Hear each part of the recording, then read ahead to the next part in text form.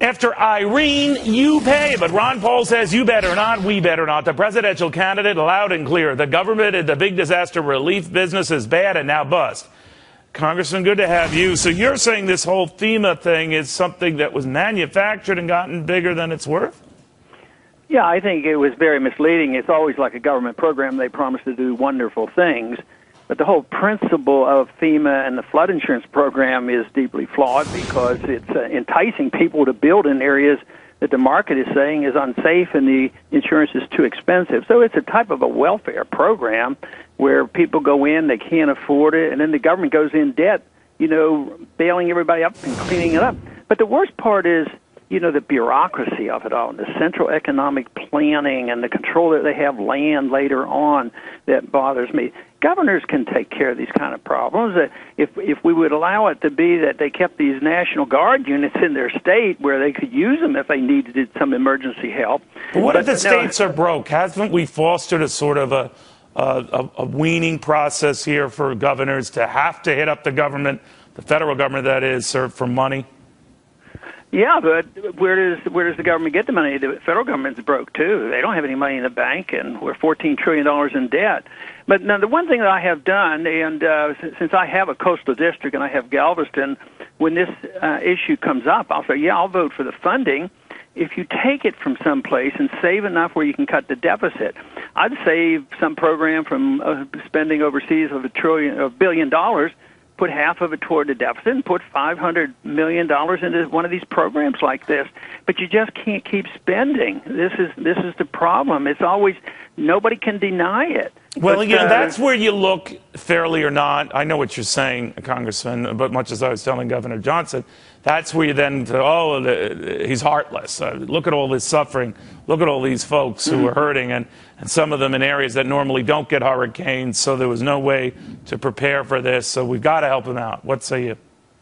Well, what I say is if you continue to do what we're doing, the suffering is going to be much, much worse. How so? How so? Because we won't have any money, and we'll just print the money. It'll lose its value. You'll have runaway inflation, and even the people on Social Security, they'll get checks, but their standard of living will go down. It's already started. And the economic consequences of a currency crisis is much worse than people dealing with these problems at a local level.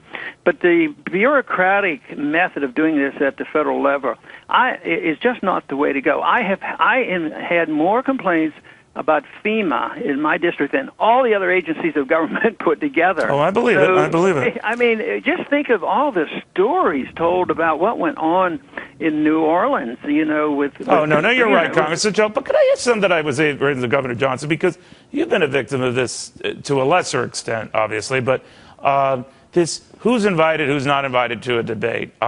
He's not invited this next one, you are. But no one takes you seriously, even though you register quite well in the polls. You've been on this show many, many times. People love you. And I have this theory that people just sort of marginalize if you're not in the top 2 or 3. And then you get in the top 3, and they say, well, we're talking about the top 2, not the top 3. So there's no way for you to win. And now I had a theory on the hair thing, which could apply to you. But another theory is that they've run out of podiums. There's only so many podiums. What the hell is it? Well, you can't. I guess you can't have a debate with 25. And if you had everybody that signed up to run, then you have to do something about it. But I heard your little comments with Gary a few minutes ago, and I don't think you added, but you could have added. He was a governor for 8 years. Absolutely. and I'm saying it's not as if we have 50 people running. I mean, you could put all of you in like our conference room. I mean, there are a lot of you, but there aren't so many that it would be unwieldy. And I'm saying that if given the chance, if people hear you out, they're actually intrigued by what you have to say. People hear Governor Johnson out, they're intrigued by what you have to say. I'm not here to say either one of you should be president. I am here to say that you should have your day in the proverbial court where people can get to hear you and not be blocked hearing you.